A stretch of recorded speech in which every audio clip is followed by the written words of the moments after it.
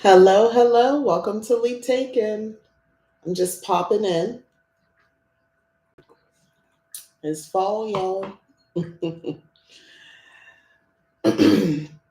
I'm just popping on real quick. I don't It's been a time. I've missed coming on and my regular scheduled programming.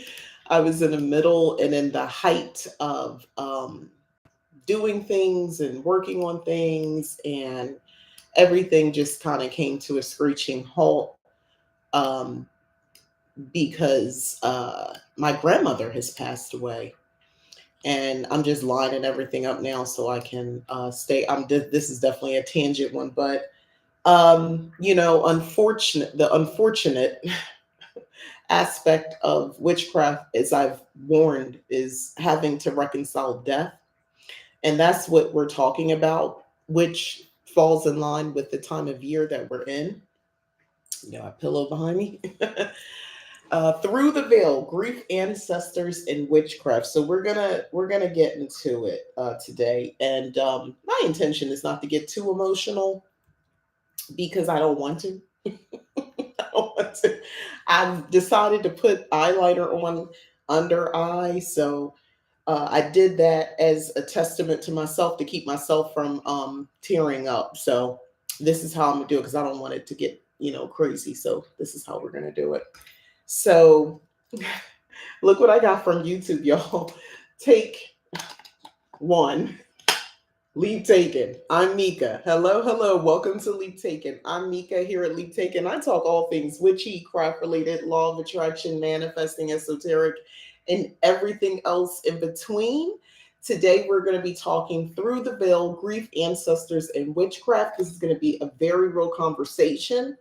I'm sharing my personal business, my views, because otherwise, what's the freaking point? Like, why get on here and be fake? Unless you have a very engaging story, then I'll listen. But why not just be real? Take one. This is the box. Anyway, this in the midst of everything, this came in and it made me so happy. I just got that. Um, I've had it for a minute now. I haven't been on here, so I couldn't really talk about it. But anyway, let's get into it. So, yeah, I'm the only one here, but I know y'all like to catch stuff on a replay, so we're going to keep pushing. Okay. Today, it's different. I'm different. Like I said, it is personal. My grandmother, she passed away on Monday, this past Monday. So today is Wednesday, so 2 days ago. She would have been 91 years old as of November this year. So she was 90 years old. um, as a witch, especially as a Black American witch, grief takes on a spiritual dimension that the world doesn't always understand. It's like, let me silence this phone, y'all. Sorry. I thought I did it. I all wrong. But, the world doesn't always understand it. They don't understand, you know, pain, Black pain, grief pain. The world doesn't seem to want to understand it. They want to visualize, they want to see it, they want to participate in the catalyst of it, but they truly don't understand. And this is just one of those things. You have to be Black. I'm not saying that no one else understands grief. There is a spiritual component to this, and if you are Black, you know what I'm talking about, point blank period. And I'll reveal more about that because it was very much a spiritual experience that was experienced, witnessed, and to be had the night of her death, her passing into the ancestral realm. So today I want to hold space to talk about grief, ancestors, and what it means to walk through this season, the season of shadows. So when the veil is thin and our loved ones are closer, then you realize. And boy, did I get a surprise myself on that. So before I go too far, I got an engagement question. So if you're catching this on a replay, please let me know. I'm sure a lot of people want to know if you've ever lost someone, if you've lost someone recently, though, but if you've ever lost someone, or if it was recently, years ago, what have you, and you still feel that ache around this time of year, why don't you just drop like a little candle emoji? So this is my candle and we're going to light her later. Or just let me know in a chat, like, just let me know, like, what you're remembering today or tonight if you're watching this, what you're remembering. I'm going to answer this question. I'm remembering the beauty, the sweetness, and the strength of my grandmother. In witchcraft, we don't see death as an ending. We see it as a transition, as transformation. We it's another phase. I was going to say just another phase, but I don't want to say just. It's an important phase. It's another phase in the great cycle. So in my case, my grandmother, like many other of her generation, they carried wisdom, resilience, and quiet magic. Emphasis on the quiet magic. They carried that. Even if she never called it that. What y'all been calling running around, oh, that's black girl magic. That's this making a way out of nowhere. Yeah, that's that quiet magic I'm talking about. They didn't just talk about it, they were about it. They made magic. Okay. So when I think of her now, I've realized that my practice, my rituals, my love of herbs and hearth magic, to some degree, those things are ancestral, right? To a large degree, those are ancestral. They're in my bloodline. That's why I'm called to them. Grief is sacred. It's sacred work.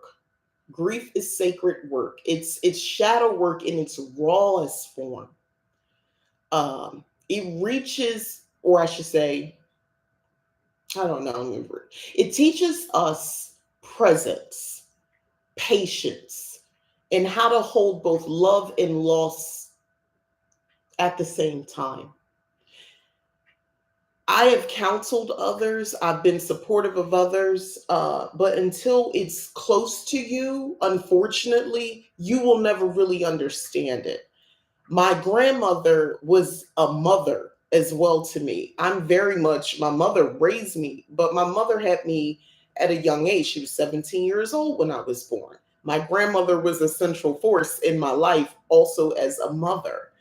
Um, yeah, so I've lost a mother, grandmother, but mother nonetheless. Um,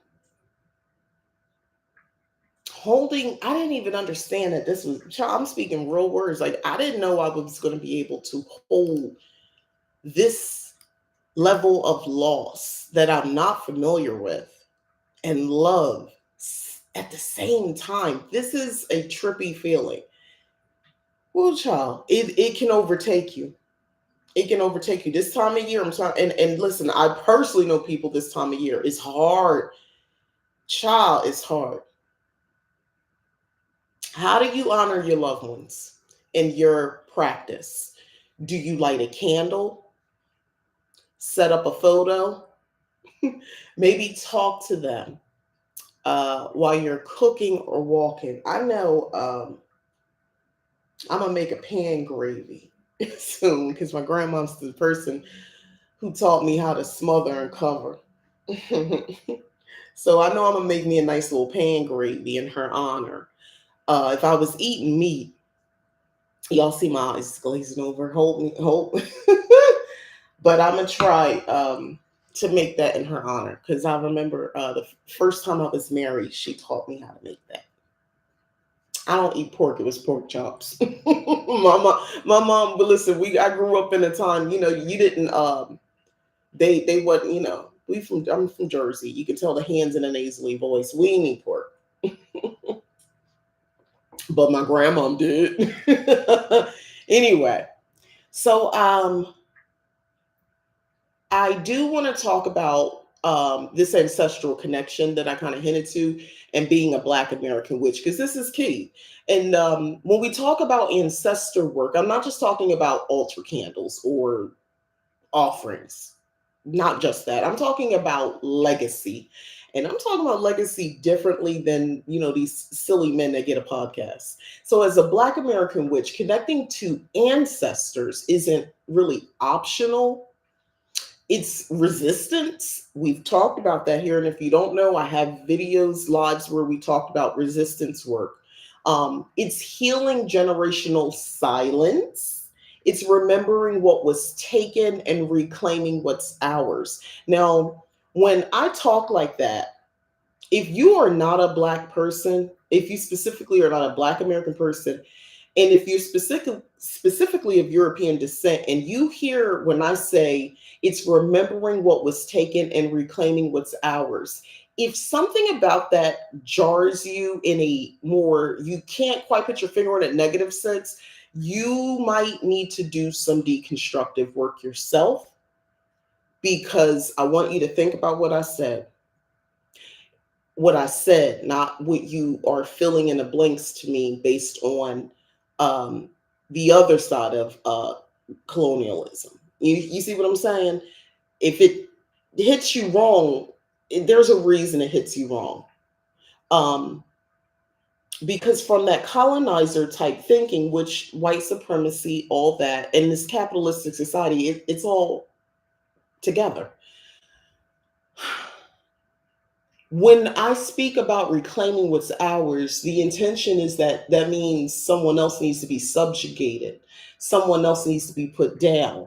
And who would be the likely suspect? The guilty party, right? So that's why people get weird when they hear that. If you ever wanted to know, that's why a lot of people of European descent, they hear that they don't, honestly, if it's more than two of us gathering, they get nervous because they think we're plotting to overtake. Like, seriously, that's the thing. If you've ever worked in a corporate environment and you're Black and you see more than somewhere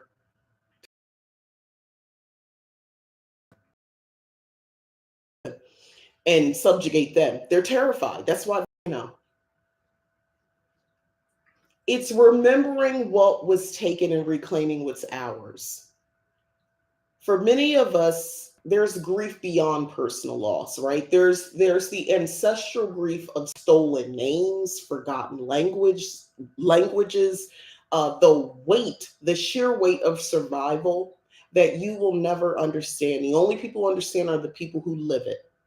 But in our craft, we get to turn that grief into magic, into creation. Ashe. So my grandmother lived through segregation, through the civil rights era. Uh, she was born 1934. 1934. This woman was born in 1934. I'm going to repeat that. Segregation. She lived through segregation, the civil rights era, through all of these changes. And she did it with grace and with grit. That's ancestral power. There is no other model. The closest people try to come to some sort of model or example or comparison are Bible stories, which is mythology. I work with Greek mythology, I work with Egyptian mythology. I parse and I have connections. I believe in working with archetypal goddess energy. I'm smart. You will hope so. I got this age, this big age. You will hope I learned something. It doesn't negate, it doesn't make something less real, because when people are reading the scriptures and they're working in magic, it works for them. It becomes real. But it's mythology, and it's recent mythology. People are basing, they take the scriptures, which have been edited, re-edited, transcribed, translated, turned to it, manipulated, you know, re-edited in another time and another time after that, and over again. And they base their entire life off of that, and they find stories, and that is literally, well, Black people do it. That's literally the only, people try to find stories in the Bible to compare, because that's literally the only place. But like in real history, that provable history, there is no other group like the Black Americans and those descendants that came from the uh, genocidal Holocaust, kidnapping, human trafficking ring that we survived. I am a direct, relation of that. I was born here. My people were from, they were born here. My ancestors were born here against their will. Grace and grit. She did with grace and grit, y'all. But the power in that. I'm sitting here talking to you. I don't care how big this freaking thing ever gets. I don't care. I'm sitting here talking to you, looking, looking good, looking good. Half a century. I'm half a century years old. I look good. I smell good. I am good. I'm a good. The goodness radiates. It's powerful. When I walk around, people want to be my friend. They like me. These are not affirmations. These are facts. I'm and those who don't, anybody, I don't even have to explain it. Everybody else, oh, you don't like her because you don't like how she come. It's something about her that you're envious, right? Or yeah, it irks your soul when she comes in the room, stuff like that. But for the most part, I'm really a great person. I'm a good person. And when I mean good inside and out. Generous, loyal, I'm kind. That is power. We're witnessing in real time. You see people are now at the point, it's not about what you see the people online you don't know. You seeing your sisters, your aunts, your friend, your coworkers are more evil than you ever realized. You see they really are evil. Like, no, legit. You finding out, there are people finding out their favorite auntie, uncle, mom, dad, brother, sister is truly a Nazi. Like the real kind. Like you can see, like they don't see it that way, but they legit are. And the evil that permeates, once you see it, you can't unsee it. It's hard to sit there and break bread with somebody who's freaking filled with hate. The reason they're still angry, the reason people are so angry who feel like they got what they wanted, okay, white is in, everybody else is out. Why are you angry? Because there's no power in it. The true power, the true power comes from love. Think of what gets done out of love, out of good, out of generosity, out of caring. The thing that controls the money is it's not that evil controls the money. It's just that when people hoard too much money, inevitably evil is introduced. That seems to be the lock and key aspect of that. Once there's too much money, there's no such thing as an ethical billionaire, including my faves. Y'all know who I'm talking about. All of them. There, when you get to that status, when you get to the point of billionaire status, I had to cut my ties years ago with Oprah. I was a big fan of Oprah. I thought that woman knew what she was talking about. Oprah brought us Dr. Oz and brought us Dr. Phil, and look at how that worked out. Look at how that worked out. That's who she brought us, y'all. The other off, there's other people like she. The more richer she got, the more horrible she became. Look what she does in Hawaii. Like, this is not excusable. It's not. And the power is what people will do for money. And they get us, I'm getting ready to go into a capitalistic thing, but y'all already picking up what I'm putting down. The real power, though, that moves the needle, that gets stuff done, all that is arbitrary. We have to have a belief system that money is real, and we have to all be on the same page about the value of it. The thing that ancestral power, that actual power that comes down from love, that comes down from your bloodline, that comes down from um, earth, spirit, all those combinations, water, the elements, all of that, the essence, life, that real power, that's not something you can even truly quantify. That's not even something that you can't sell it. When I offer coaching, I offer mentorship over at leaptaken.com. I'm leading you through the process always for you to tap into your power, your ties, your connection. The goal is not to make you like me. The goal is for you to tap into your own, because we all have it. It's there. We all have it. You just need to learn how to tap in, decalcify, if you will, and tap into that. So that power is something that makes my magic work. That power is how I know in this moment, and this is another thing, in this moment of grief, of loss, that feels like the best way to explain how I feel is it feels like someone somehow there was I in real time when she passed, we were on a video call, myself, my mother, my daughter, my sister, my mom. It was just us and my mom's best friend. She was sitting quietly and at peace, finally, because it's been a rocky time, in a hospice unit. It was her first night of being transported there. She was finally at peace. My mom was giving us a tour of the facility. We're happy that she's peace. She had stroke, so before it was like her face was squished up, it was actually relaxed. Skin was looking good. I'm over there making jokes. Ooh, what's the skincare? What's the skincare, Anna? Because your skin looked good.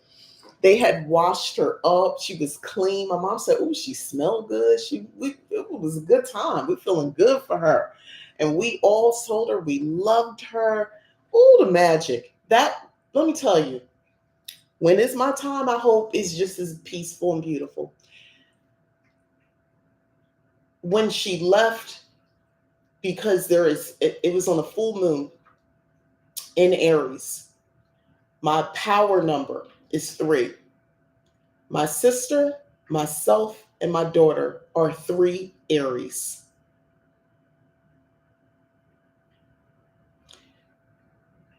To my Scorpio. My rising is a Scorpio, and so is my daughter. And we said our goodbye, and we felt it. When she passed, in the moment, it felt as if there was my soul. Picture a swirling mass of energy, light. Pieces came out of me and went up.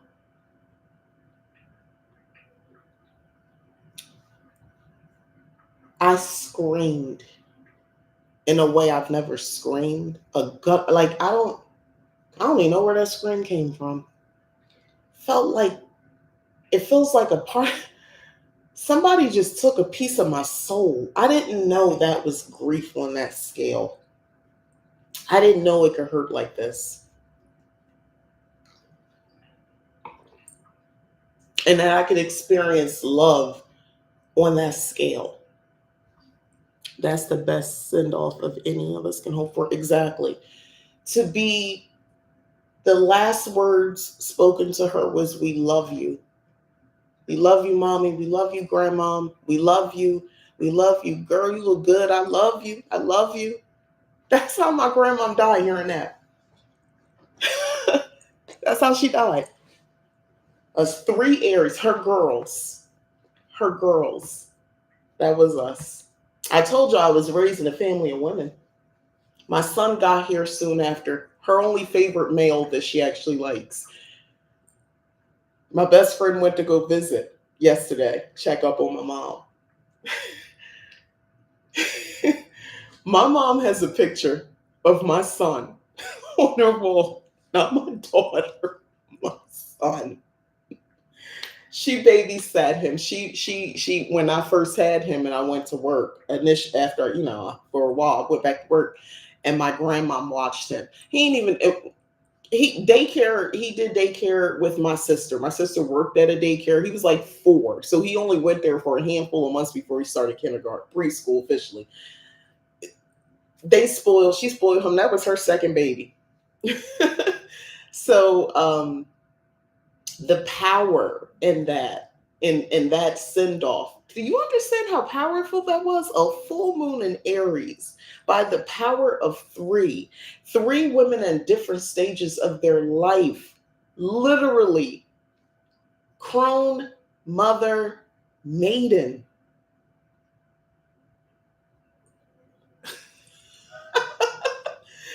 Whoa, powerful, powerful send off. You can't tell me this stuff is not real. You cannot tell me anything. That was, I had the visual representation in real time of a piece of my soul being ripped out of my body, by the way. And I felt it. I fell to the floor. My grandfather just passed. Oh, I'm so sorry. I work in a nursing home, and I realize that between now and after New Year's is the time we experience the most. That it's something cosmic about that. Oh, I got a better one. Even not better one, but that earlier that day, my aunt, my daughter, my aunt, my grandmother's daughter, she passed back in '95. I remembered her birthday. I don't do well with remembering birthdays, let alone if you passed away. I really don't be wanting to remember. That's me. We could talk about that. Some people don't do birthdays. They don't like doing that. I understand. I understand because I don't like doing death days. I don't I don't want to do this. I will never forget now because I was reminded for the first time. I wrote it in my calendar. October 7th was my aunt's day of her passing. Now, that particular aunt passing, I watched her die. I watched her take her last breaths, violent last breaths. I was 21 years old. 22, 21. Wait, how old was I? Wait, how old? I don't know. I had a baby at 22. I'm trying to do the math. Y'all stay with me. Charges to my head, not my heart, in the words of my grandma. Anyway, hi, Christopher John. um, can you, I was standing there watching her die. I just happened to get to the hospital before everybody else. It wasn't like, it was like that, that you get the call, get on up here, she ain't gonna make it type call. And we all get up to the hospital. I just happened to get there first. And it was a freaky time in my early 20s. The year before, I watched a live birth, live, blood on a t-shirt live. I was there.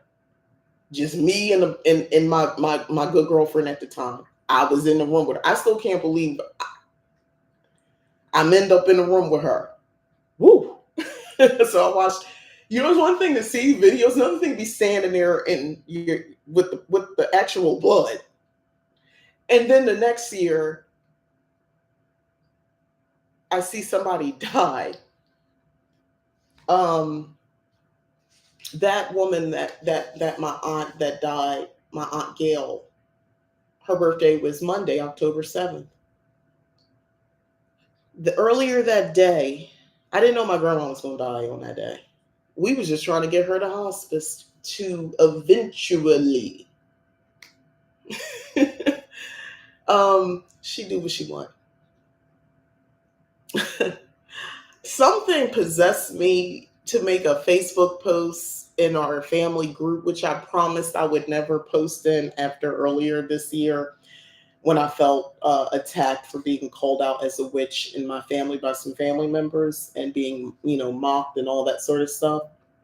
I promised I would never, and I just something came over me, and I did. I posted about my aunt and how we should share a special memory.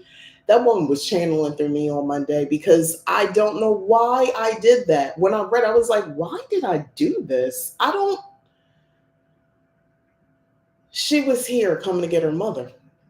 She was here along with the others to usher Miss Anna right on home, right on back with them. She's with the last of her line. All her siblings are dead. Her mother, her father. She gets to be with them. That was so powerful being a part of that. I feel like I've been gifted. I've been given a gift. I got to see that. That's huge.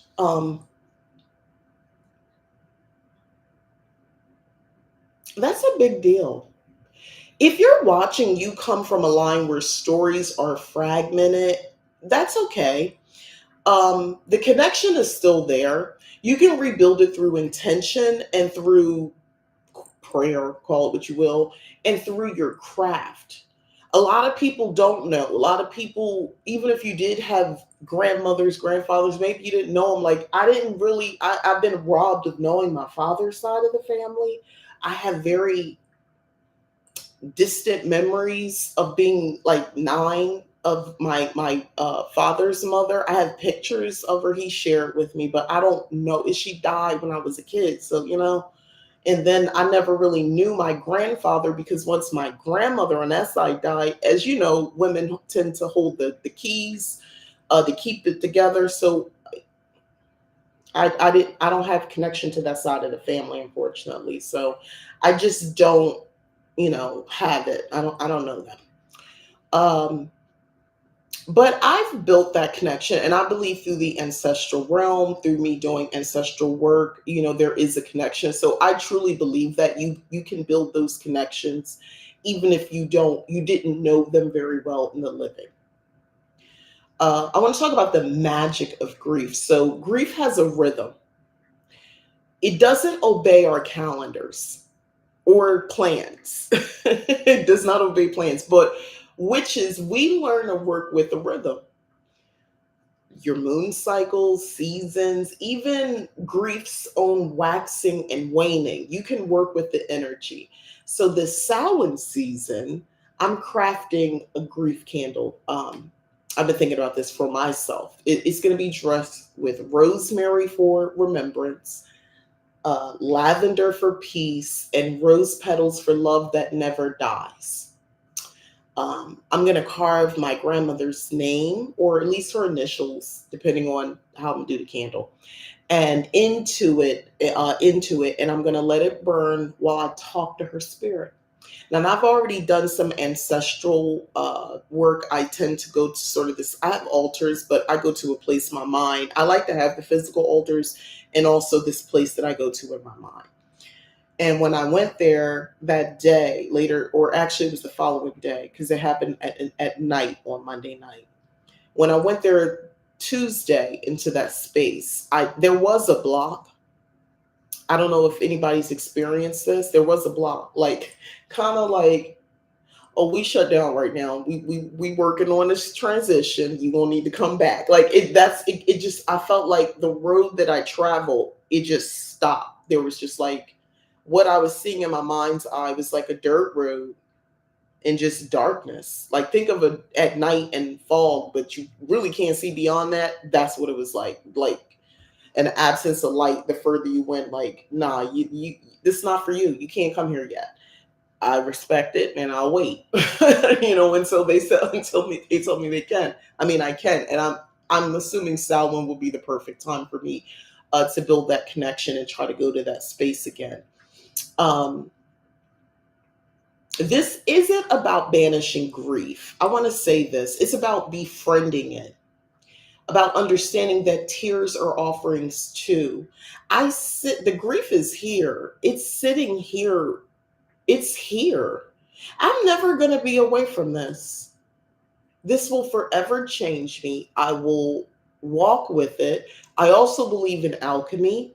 It's not about transmuting it. There, even if I take some of it, I have a piece of a hole in my heart, in my soul. Her essence that connected. A part of that went with her, that energy.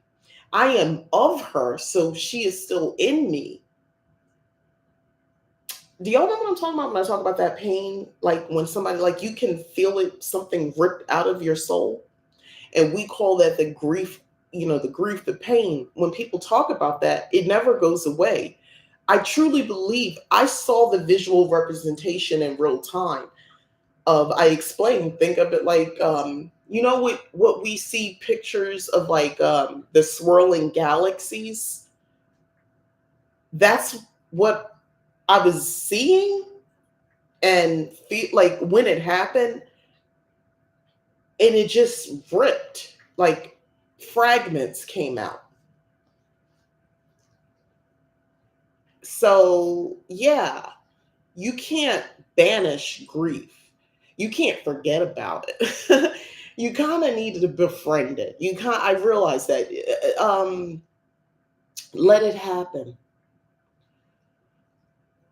You can talk to people, you can do things, but you need to let it happen. Don't run from it. I understand that because I try to do that in real time. I'm not a feel your feelings kind of lady.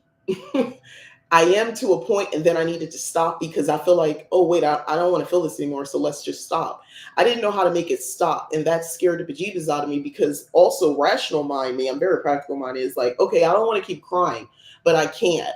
And now my body is responding to this heaving. I pulled my back. I had back spasms because I was crying so hard. Like, this is wild. I was crying in loss, grief, adoration, respect. Ugh, death is this feelings I had at the birth of a when you experience birth, when if you are someone who has experienced birth, whether you were there or you were the one doing it and or both, it is the same side of the coin as death. It is a crazy thing when you really think about it.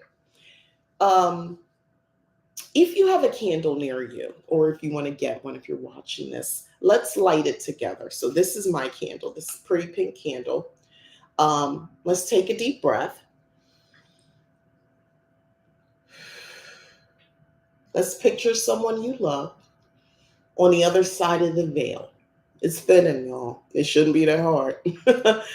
Thank them.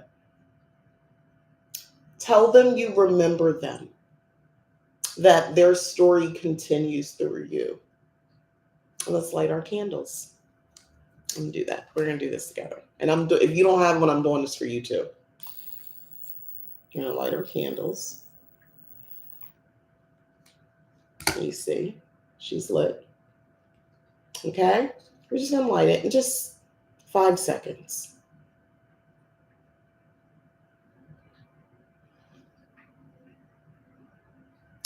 Okay.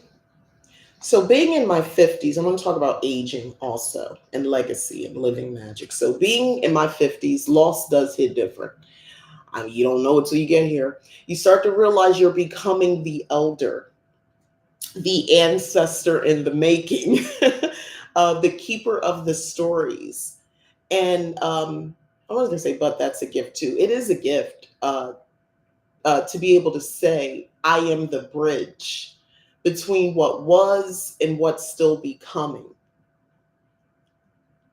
Christopher says, I have grief about losing almost 5 years of time. I should be thankful the effects didn't last a lifetime. Yes. Yes. And even if it's that, I mean, unfortunately, a lot of us could speak to that. For people who have set aside, I'm be honest with you, there are women who have set aside and did motherhood and they feel like they lost themselves. And now that I know because I'm around people, in my age group and older, and now that they're on this other side of motherhood, they're finally living. They're finally feeling like they can do the things that they want to do and live how they want. And I'm going to be honest with you, everybody doesn't look back fondly on those years. They look back on it as they've survived and they gave up. There are people who genuinely feel like they gave up their life, they gave up their youth, they lost those years. And there are people, and I would advise you, if you feel like that, it's okay to grieve. It's okay to grieve that because it's never happening. There's nothing about you that's ever going to go back to that young person again. This is the same for people who've experienced relationships, marriages, and you feel like you gave those what you believe was your best years. Grieve it. It's okay to grieve. You can use this time to grieve that if you need to. It's not about being selfish. It's not being mean. It's not, thinking yourself as a narcissist or something like that. That's not what we're talking about. Now, how this manifests and how you treat people, now that might make you the narcissist. But the feeling itself It's just that. It's just how you feel. But you can address that. You can work through that. I'm thankful for my knowledge of magic. It saved me. Saying, because this would be very difficult for me right now without being a practicing witch. It would be very difficult for me right now. And a lot of people kind of come to a point with loss when whatever religion they pseudo believed it, because a lot of adults walking around like they just don't question it. You know, I know people like that. They don't want to question their faith, but so much, if you ask them, they just say Christian. You know, they don't do anything Christian. They just hope that everybody's right and they don't burn in hell. They don't want to examine their feelings about it too much. I used to be one of those people because we honestly are taught that's really how Christianity is really taught. Let's just be honest. Get dressed and go on Easter. I digress. Witchcraft is saving me right now, currently. So, if you're in a stage of life similar to me, if you're in your stage similar to me, I would say don't run from your wisdom. Let it show in your craft, let it show in your rituals, your kitchen, and because I know I do. That's what my grandmother taught me. That's what she taught me. I look forward to be in a church. For only time I've been in a church has been because of somebody's funeral, but I will be there. And I will be thinking about the afterwards, not the repast. I meant that the other part. Me, my mom, my sisters, my babies, my grown kids, my sister's babies, husband, the people, the close ones, and having a little drink, getting that music on, and us just dancing and having, yeah. Oh, I look forward to that when I'm up there. I'm back in Jersey. Um, because my grandmom would like that. She used to trip us out, and she would get up and just start dancing. And she would do this weird but she was born in 1934, so I don't know what was popping. I'm gonna go find out what was what the frick was popping in the fit. So you got to figure, I guess, in the 50s or something, what was really popping for her. Cause she used to do this thing, and she will pull. If y'all know old people, like real elderly, they pull up they will put their skirts or like their pants and they lift it up and they showing their ankles and they be doing this shuffle thing. Like I never really knew what it was about, but I'm gonna go do a little bit of history because I think I'm gonna hit the dance that day in her honor. Do a little dancey dance. I'm looking forward to that with her. Because us laughing and dancing and having fun would be how she would love it. That's love, y'all. That's the love. That's that letting that out. That's part of it. Um, but yeah, she taught me that to live a life that leaves warmth behind, you know? And it's not, listen, you may not know a lot of people, and don't discount your connection through internet, whether you like in different groups, whether you're on, a Facebook group or Discord or wherever you are, because that's just the reality that we live in. Don't discount those connections. If there are people who look forward to you, they like to hear what you have to say, and you can tell whenever you interact with them, they're a little bit better for it. That's the warmth that you're leaving behind.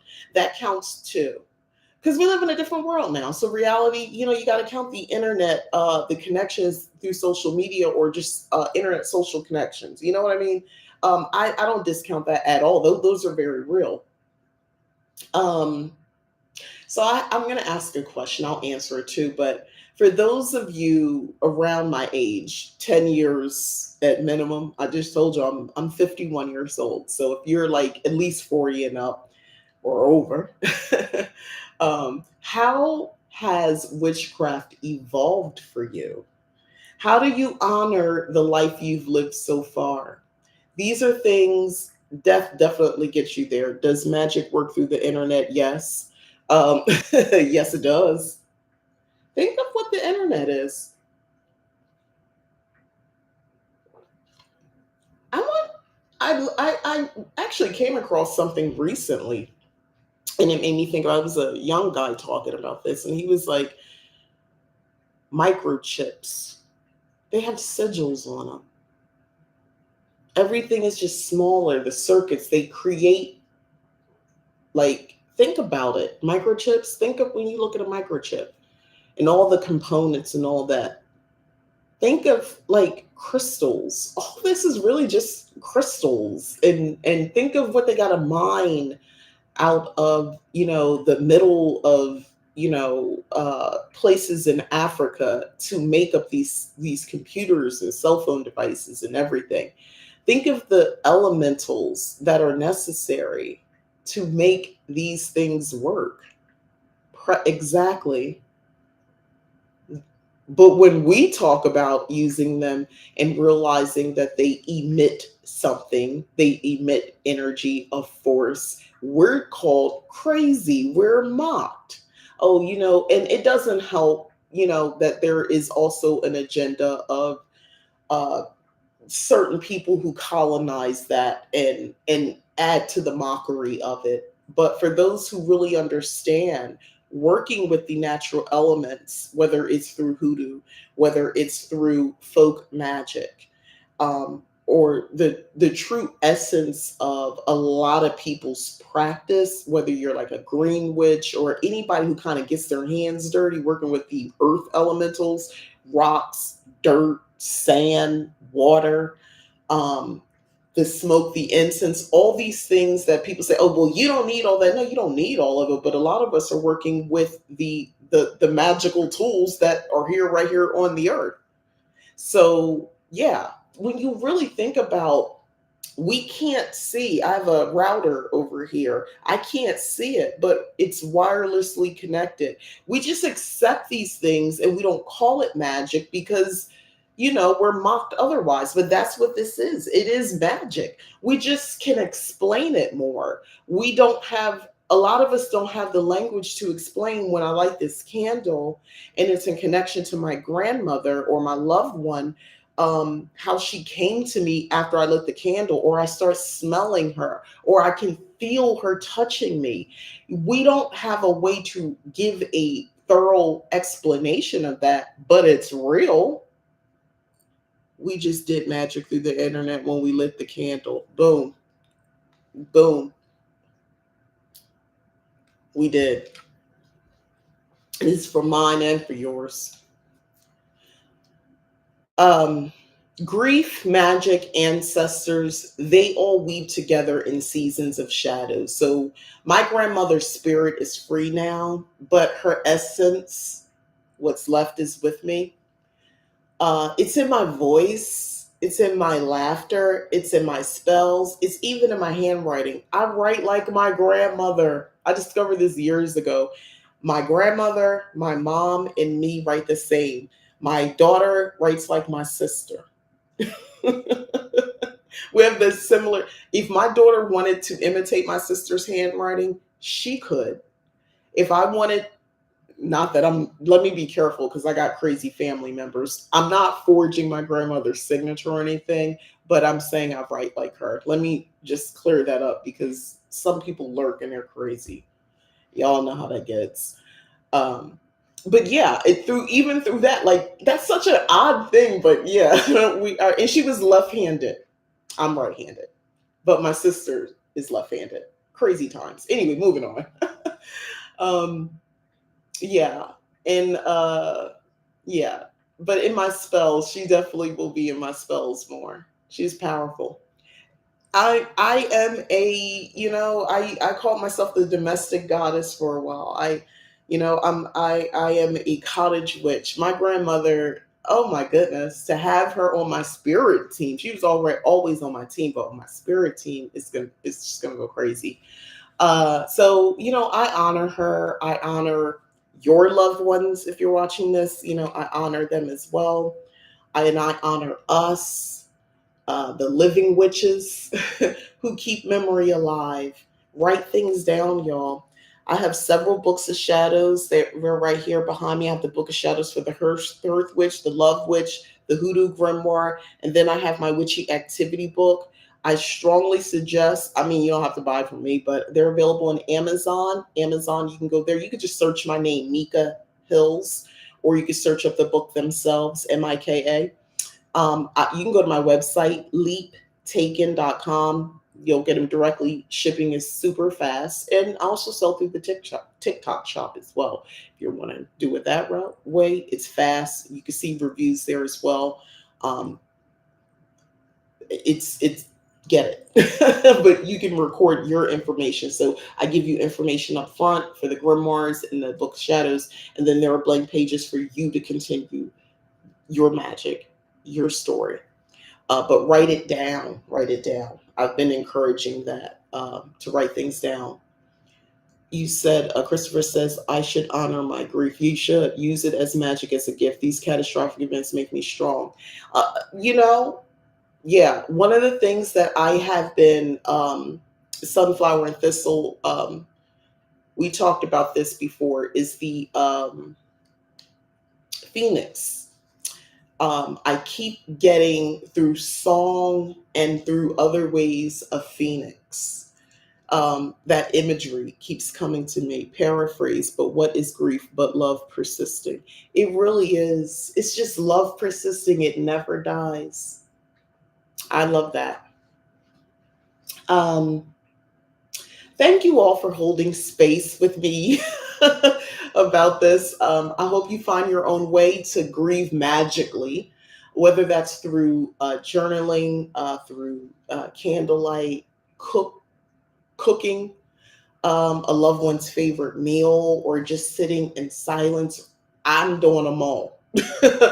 But I encourage you to. The, this is, I realize I have to feel the feelings and do them at the same time. For some people, I am convinced I got ADHD. I have no diagnosis, but I live the life of one who does. Part of that is we don't really like feeling the, I mean, who wants to feel grief? Duh. But we don't like feeling feelings. I realize it's not, I thought it was just a me thing. I thought it was me being an Aries thing. I mean, that is part of it. But we typically don't want, like, when I mean we don't want to feel it, meaning we're not going to feel it. Some of us may do things like, you know, you might take something, you might drink something, you might do something to dull it because you just, to that degree. Or some of us learn a really neat trick when we're little on how to suppress it and how to just put it someplace. The problem is it always oozes out and messes up your whole life when you do stuff like that. So don't do that. It took me this many years and this to live this long to realize you're allowed to feel your feelings, even if it's inconvenient for you and others. And for me, writing it down, doing is also being quiet and just staring off. Doing is cooking something I know she would like, or going to a place that makes me feel okay to feel, if that makes any sense. So I'm grieving while feeling and doing, and it'll persist. Right. This never goes away. I know that now. I have a hole. There's a piece missing. It's never going to be filled up. And if anything, the longer I live, I will witness others passing. So this is going to forever persist. Not looking forward to that, by the way. If I thought if I could figure out being a real vampire and persisting, I might try to cheat it. If I unlock it, I'll let y'all know, and we'll become the undead society. You know, stay stay tuned. If I unlock the code, I'll let y'all know. But I really need it to happen now, because if I'm gonna be forever like who I'm gonna be, like I won't look like this. Don't let me get too much older. I mean, I'll take it. You know, beggars can't be choosy. But I don't want to, like, you know what I'm saying? I don't want to be forever elder. Like, this is as far as because I can make things do what it do. Like, if you let me just stay like this, Like I feel like I got my fighting weight. I can rock on for the rest of the centuries this way. Don't take this from me. Like let me vampire. Like if this is what it is, come get me now. There you go. Like I can.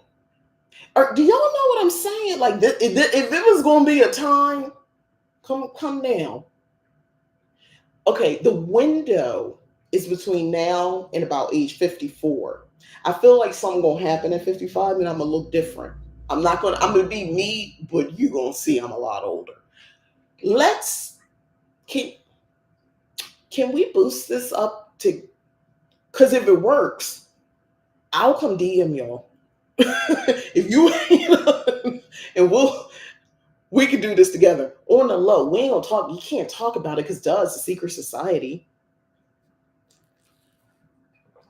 Let me know. I'll let y'all know, and we'll stay informed if we can, figure out how to cheat this thing.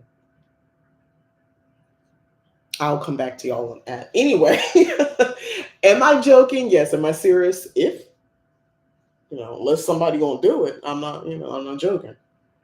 Moving on. So, but that's pretty much it. Those were my points. I have my notes because I knew I was gonna. This might be tough for me, but here we are. So, yeah. So let's talk about what's happening in October. So, lives. Yes, I am gonna take some time because I'm gonna be gone. I'm gonna, go help and be there and do all that other stuff with the family and all that. So, I'll be gone. But I my plan is to do a couple videos. You said I'm begging all over again at 58 in Santa Fe, New Mexico. I'm moving magic worked. Okay, there you go.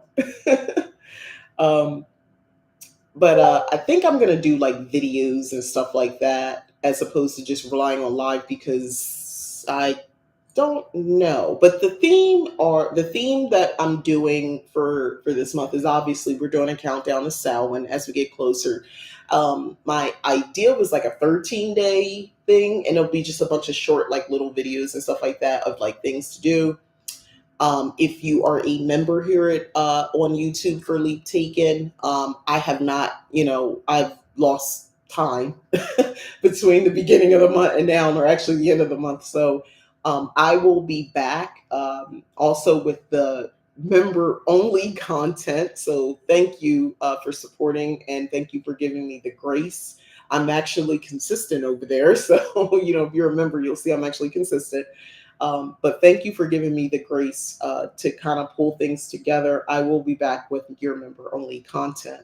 But I'm thinking like, yeah, the 13 days, just like shoot just little things, little videos, just very quick, almost like shorts, but I'll make them videos of things to kind of help you with the countdown. So I'm working on that before I leave out Arizona and wrapping those up to get those done. And I'll try to do lives as normal as I can, but the theme is Seasons of Shadows and just connecting to the energy. And Christopher, thank you so much because you brought up the grieving of sometimes we're grieving time. It's not always a loved one, and you can work that through magic. You can use some alchemy. You can use, and again, it's not about banishing it because how are you going to banish something that isn't even really truly tangible? It's more about working with the energy and alchemizing it instead. But yeah,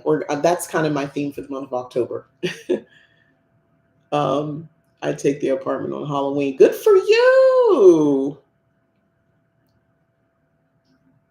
You're okay in Santa Fe. Okay, I do go back and forth. I've been through New Mexico on my way to Texas driving, but I have, and I did stop. I had lunch, but I haven't like lived. I haven't been out there, but I'm curious about Santa Fe specifically. But I do very much, congratulations, by the way. I very much love living um, in this environment. Like take the people out. There is something into the land that is deep in the West here. And Christopher, I don't know if you're feeling that. I don't know if that's but you can feel the connection to these lands, the spirits, the energy. How you feel it, how you tap in, that's on you. That's your practice. That's how you do. But you feel something, or maybe it's just me. But I don't think it's just me. I know there's a lot of us that feel it. But anyway, I appreciate you all. So yeah, I'm gonna go and Magical Lifestyle of a Cottage Witch. That's my second YouTube channel. I was once a week posting, and then everything just kind of fell behind. So I'm actually finishing the editing on that today, so I could post my big reveal of all the decorations. And I actually was working through a lot, finishing up my last of my Halloween, fall, Samhain decorations. When my grandmother and I realized she had a stroke, and I found just doing those things made me feel better. I decorated outside and everything. I just moving and doing something felt right. It felt good to work through that, and not just do something, but like work my creative mind. I don't want to say it took my mind off, because it was always in my mind, but it just gave me like, just I just took that, and I re-alchemized it.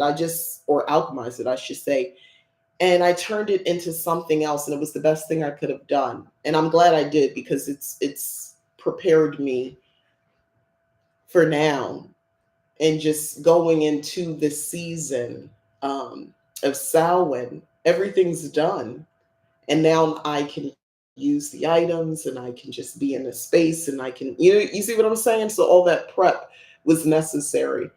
Anyway, but I'll have that video coming up soon on Magical Lifestyle of a Cottage Witch as well. So yeah, thank you for coming. I appreciate you all. And for those of us, whether it was recent or not, it's always with us. That was a beautiful thing. Sunflower and Thistle said about grief. Um, what is grief but love persisting? And that is so true. And love is power, right? And love never dies.